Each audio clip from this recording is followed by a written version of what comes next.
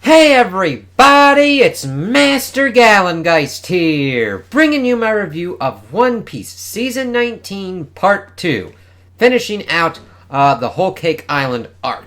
And I pretty much waited because I had my collection 35 and 36. This came out in February. I also am going to be getting the next collection in April. That will be the start of the Wano Country arc and everything.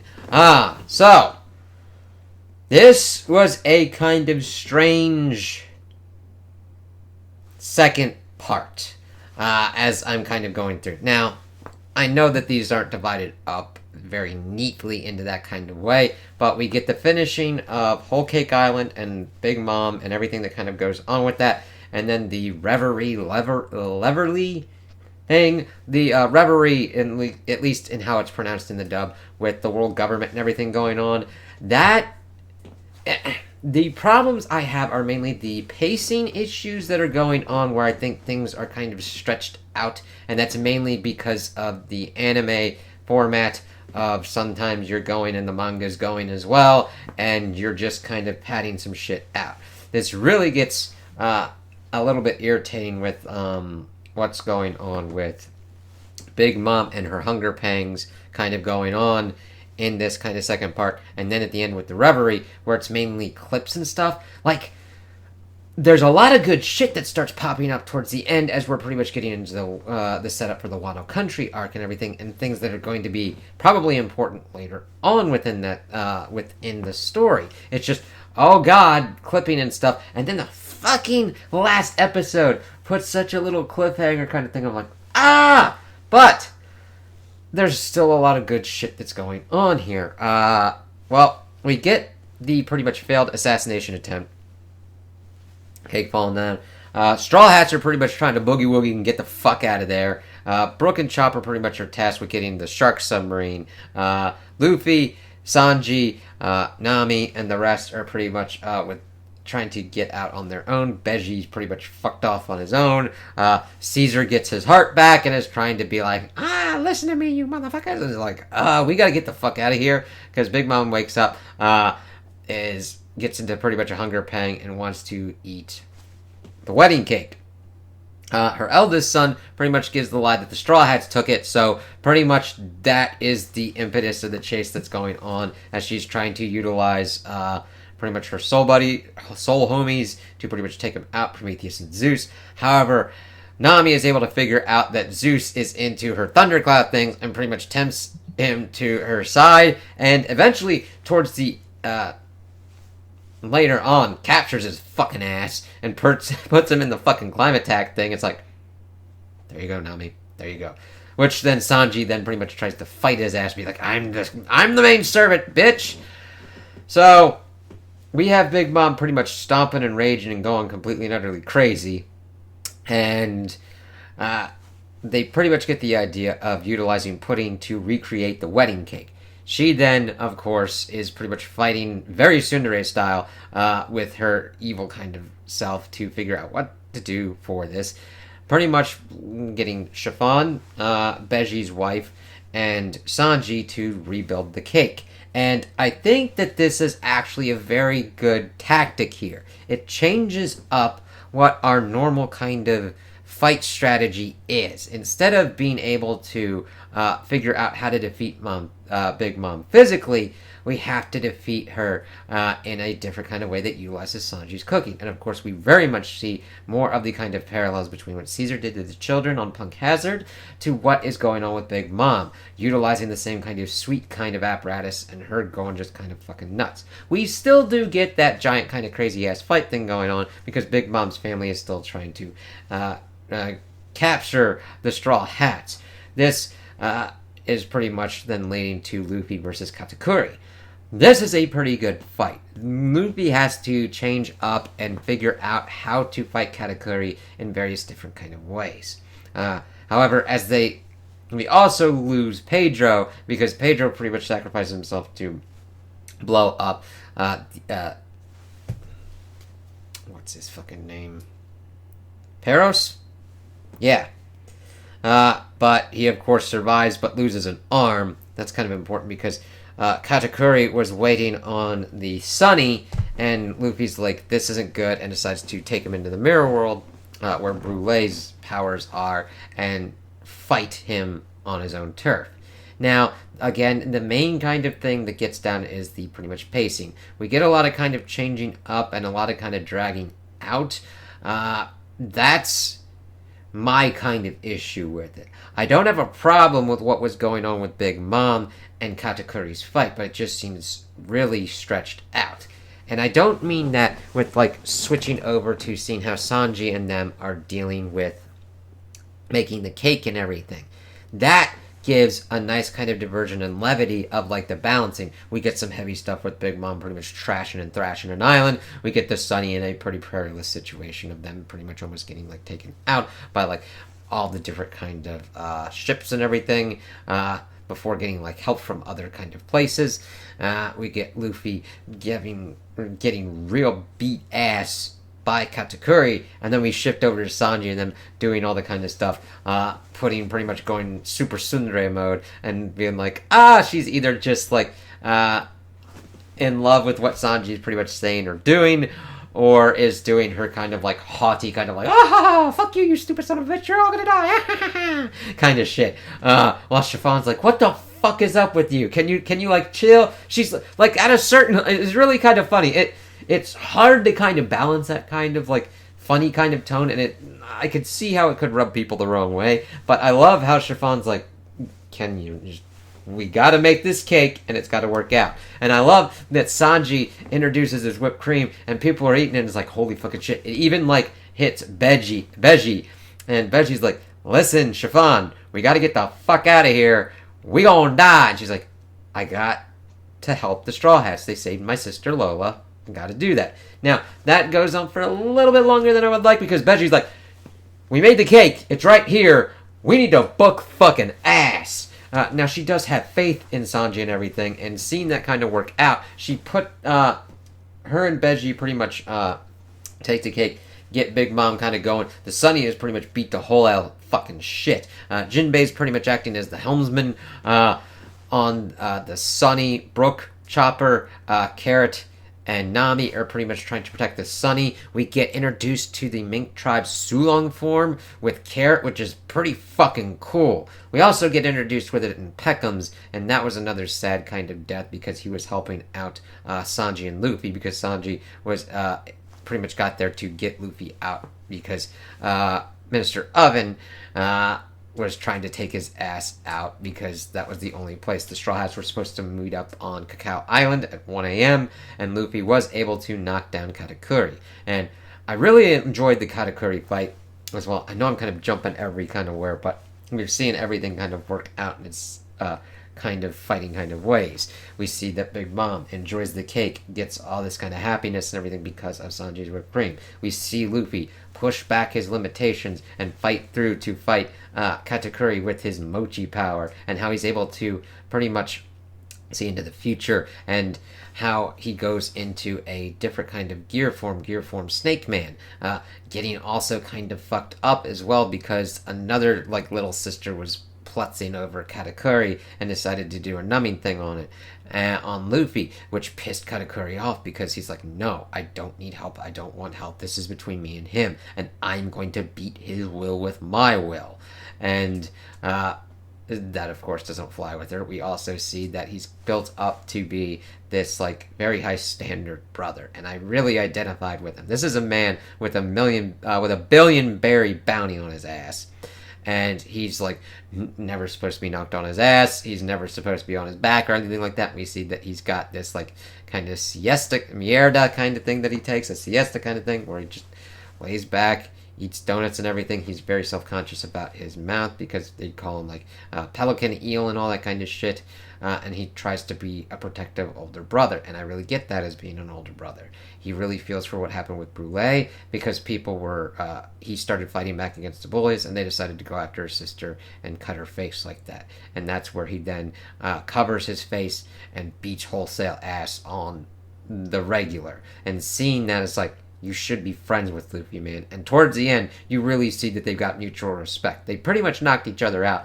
but then Katakuri gets up and falls down on his back And one of the great kind of signs of respect that Luffy does is he takes off the one hat that's covering the straw hat and covers his face because he knows it's a pain point for Katakuri. And it's a small thing. It's one of the smallest things possible. But we see that Katakuri did the same things during his fight. He was able to score a wound on Luffy because of his sister. So, in recompense, he severely wounded himself as well. And the thing is, I think that Luffy likes and respects him, even though he's working for Big Mom. And the thing is, Katakuri's like, are you going to come back and beat her ass? He's like, fuck yes. And he just then falls down. And I do love that Brulee's helping him and that they knew that he would lay down and stuff like that. And that brother and sisterly bond was nice. I wish we had gotten more of that kind of focus of what was going on, because there's a lot of space that's like, okay, we got the recap. Now, I'm watching this all at once kind of binge style because I've got the fucking collections. But week to week, I kind of get it. But there's a lot of stuff going, like, redoing and trying to pretty much be, like, recapping what's going on. It's like, okay, guys, we understand this. Let's just actually continue. And this was a good meet, seeing that go on, and it's like, alright, let's see how this works out. And then, of course, we see Sanji popping up. We see Germa 66 helping him out. Even into a point where after they pretty much escaped, he also gets a raid suit. And he's like, I don't want those motherfuckers. And he's also pissed off because after the whole Cake Island stuff, his bounty goes up, mainly because they name him Vinsmoke. He's like, fuck! And I get that. He's like, I don't want my fucking bounty up because of those assholes over there. Even though they kind of shook out a little bit and was like, alright, asshole. You a weak bitch, but we gonna help you out because you fucking made sure that we didn't get fucking killed by that crazy ass candy bitch. Sweet ass motherfuckers. It's funny, and like, the judge is like saying all this horrible shit, and after he's got Luffy back on the sun, he's like, Mal, your dad was really complimenting you. And the thing is, I agree with Luffy. Now, people think of Luffy as kind of stupid or whatnot, but all of the it's really weird. Normally I'd be like, that man is clearly fucking insulting him, and he really is. But in Luffy's point of view, and in my point of view, those are all compliments to Sanji, because he isn't you, you dumb fucking prick. You walked into a trap to almost get fucking ganked. And we do get little kind of fights as Germa 66 kind of gets out of the whole kind of thing, taking out the people that are trying to take their tech. We get that the Sun Pirates didn't leave Jinbei, as they came to pretty much send him off in style, their kind of style, with the Straw Hats. But the thing is, Big Mom and the rest are pretty much gunning for him. And Jinbei decides to elect to stay back and protect his people. And that's what makes Luffy like him, and what kind of fits him and endears him with the Straw Hats. So Luffy's like, you don't die, and you come back, motherfucker. It's like, yes. And it's like, alright. It really got kind of crazy towards the end. I liked learning about that, seeing them be able to get out. It was tense, as Oven was pretty much trying to compensate for the loss of Katakuri being knocked out and being actually defeated. And I'm glad that there wasn't a clear-cut kind of win here of like a complete physical defeat of Big Mom. No, her face was fucking racked, cracked, and sacked by the time this was done, because these fuckers, even though they didn't fucking assassinate her, got out. Like, I mean, Pedro's dead, to my knowledge. Now, anime, comics, and anything like that, unless you see a body, and even then, you never know. But they pretty much all got out from that assassination attempt, which really fucking cracks it, and she's pretty much destroyed a lot of islands. I do like seeing that her family members were attempting to save as many people as possible. They are still doing a dick slavery system by taking parts of their life force and shit to make fucking sentient ass shit go around, but they did try and protect as many people as possible and try and figure out how to mitigate Big Mom's hunger pangs. I'm like, wow, multi-dimensional, working out very well. Let's see here. Any kind of other big ones, let me see. I've got certain kind of notes. No. Where are you at, you motherfucker?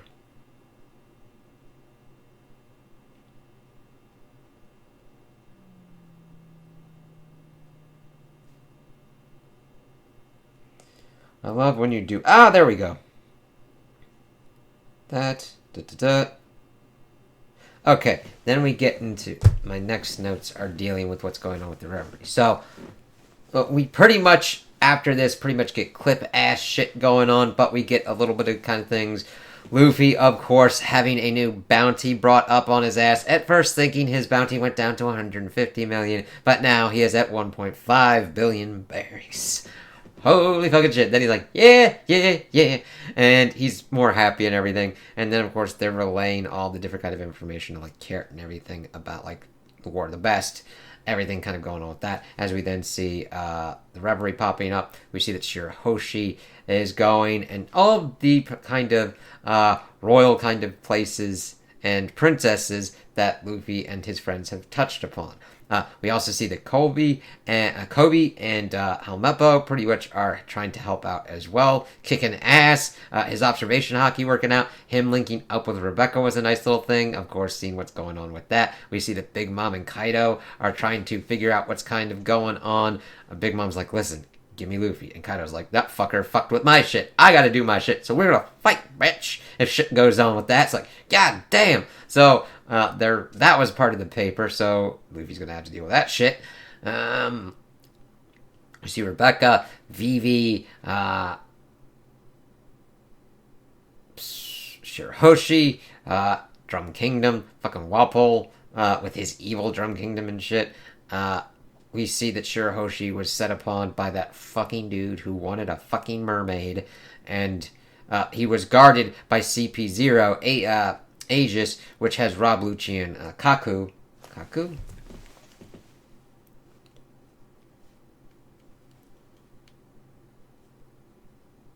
Nope. Nope.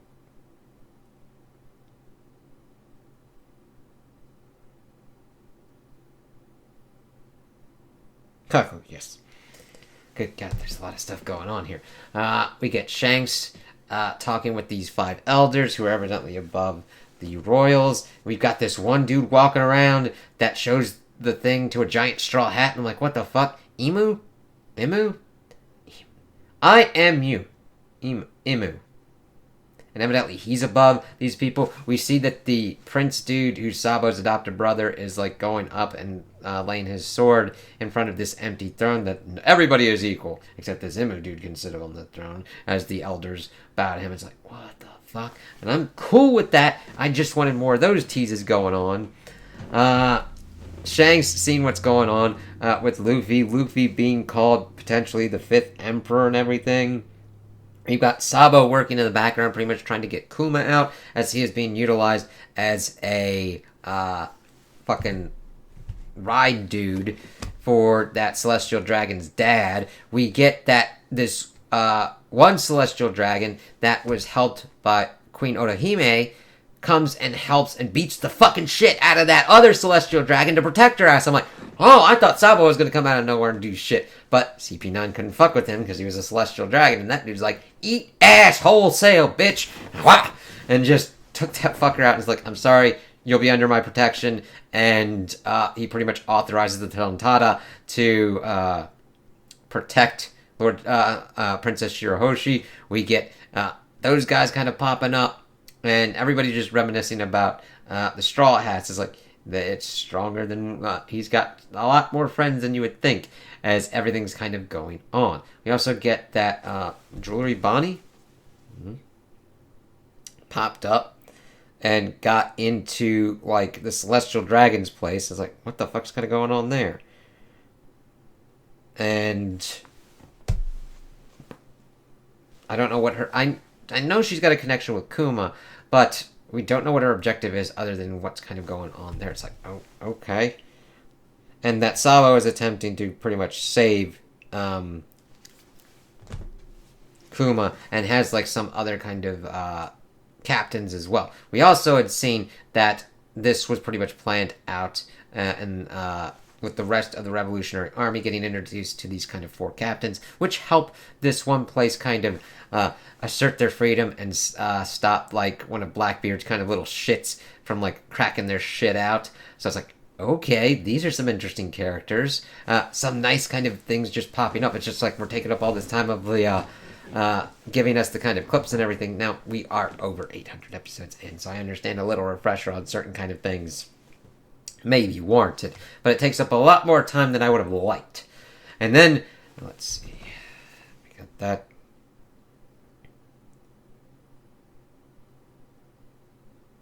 Emu, yeah.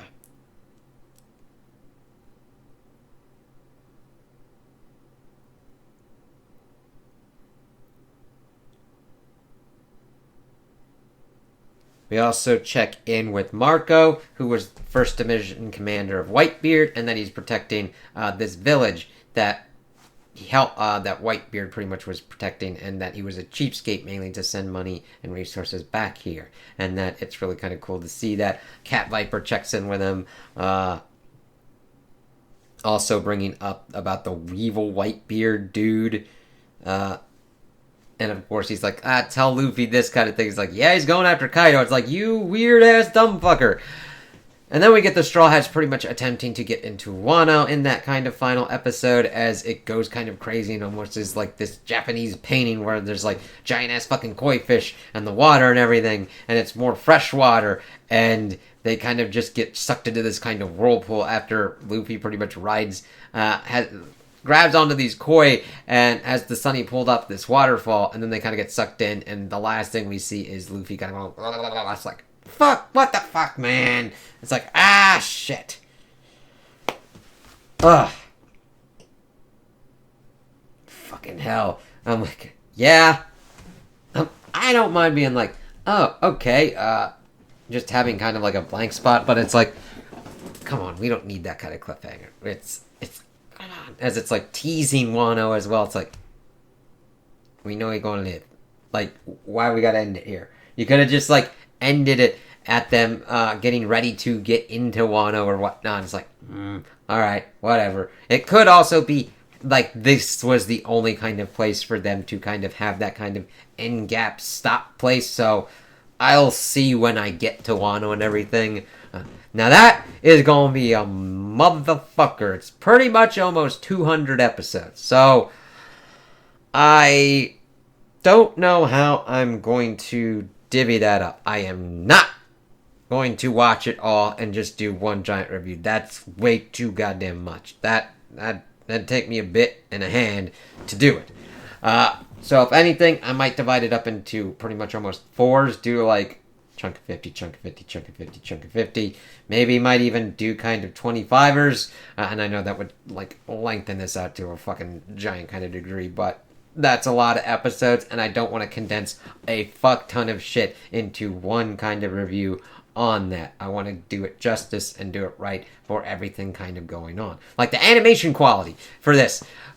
We had really good fucking fight scenes with like the German 66 with those ones going on, but the Luffy and Katakuri fight, there were ones where the fucking like animation was just so amazing and on point. The Mirror World just worked very well to showcase what was kind of going on with the Mochi powers, Luffy with his stretching powers, everything kind of going on, where it's this kind of just like more fluid kind of thing going on. And I know I'm looking forward to a lot of kind of good stuff, because I've seen stuff with certain kind of fight things going on with like Kaido and all that, and I'm really fucking looking forward to seeing it in context and everything kind of going on with that. And then of course getting to the arc afterwards and getting set up for what's going on and how this is going to end. So I really have no problems with the story and how it was going on. I think the main strengths are the world building, the plotting. I like how Big Mom wasn't physically defeated, and that Sanji's cooking actually took center stage, especially since he was one of the main central characters of what's going on here. That we still got those really good fight scenes with like Katakuri. And just seeing the kind of character development, learning more about these characters and their kind of connections, and just kind of going on and seeing Luffy kind of prove himself more and more of what he's attempting to do. And what he's trying to do is trying to become king of the pirates. It is kind of annoying that like Jinbei kind of gets like almost the Haru treatment of like how long it takes for his ass to get to the Straw Hat crew, but it doesn't feel artificially done. It's character wise, and of course we got to deal with the Wano country, and he's only the 9th Straw Hat, so we'll see what pops up with the 10th one. And it's like, okay, cool, let's see how this shit works out. It's mainly down to how it's paced, and I understand why that is with anime and manga and it going on and trying to do filler without doing filler, if that makes sense. Especially when you're doing the clip kind of ones instead of just making filler kind of thing that would be kind of stupid and people are just like, I'm not really into this and this is really giving me nothing whatsoever. So yeah, if it's a choice between clip show and light kind of foreshadowing of stuff what's going on, which is here, I will take that over a filler arc that introduces characters or things that really aren't going to get picked up again and won't really impact the overall plotting and story going forward. So yes, even though I'm kind of annoyed with this, I would rather take this than that. Yeah. And I'm mainly just like liking to have it physically and all that kind of stuff because I just like the physical kind of things. But we'll see what kind of goes on with that. I know Crunchyroll recently got hacked, but I was reading through more and it was a different kind of thing as well. Not a I don't know the complete and utter severity of it. It made it seem like it was just certain kind of ones and that it wasn't internally breached, which is kind of a weird thing to kind of say. But I just like kind of being able to pop in the discs and just kind of like buzz through what's kind of going on because it's funny. I'm like, okay, this is 20-some minutes, and then getting through like the opening and whatnot, not having an ending except for like a tease for the next kind of episode. You're like, you get through them a lot faster and a lot more episodes in how you kind of do it like this. And quality-wise, it works out viewing quality-wise, but mainly it's down to the cases. I would actually rather them increase the kind of quality of them because like certain things are missing, like broken kind of plastic-wise, and then also sometimes the discs don't fit as well as they should. I'm like, okay, they need to be secure so that way they don't get scratched and shit.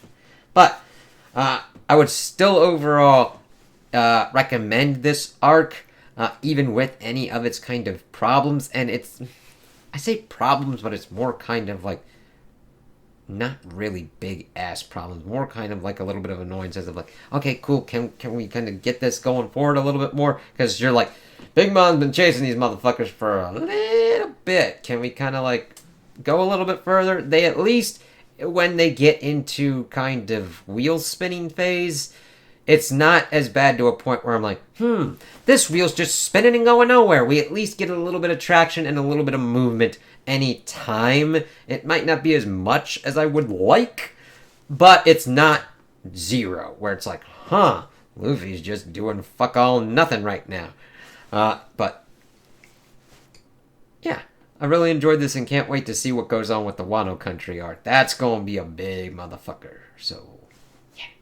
So those are my opinions on the second part of this season. Tell me what you guys think in the comments below. If you liked it, if you didn't like it, if you agree with me, if you disagree with me. Also like and subscribe, and I hope you have a good day.